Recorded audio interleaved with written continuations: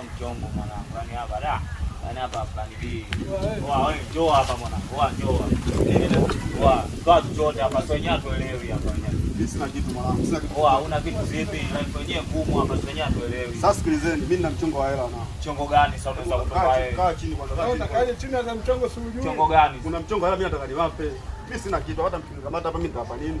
Mimi na mjomba wangu ana hela. Sasa hivi hapa tukimpigia simu ndio tukampiga kaleta hiyo hela tukaichukua. Hebu kaa chini basi mchongo. Ana hela kweli? Mjomba ana hela sasa hivi nataka tunaona tuzingua hapa tumetulia hapa. Mjomba ana hela, mimi nataka nimpigie simu. Sasa hivi hapa tunaichukua. Mimi mwenyewe naitaka tunaichukua hela yake sasa hivi. Kaa chini basi ngapi mchongo na wewe. Bora msikilize tumsikilize. Sasa wewe una simu?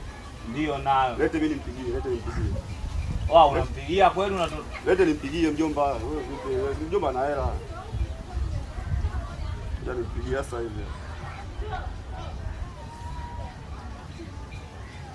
Huko unaona hapo kable tena kwako nani?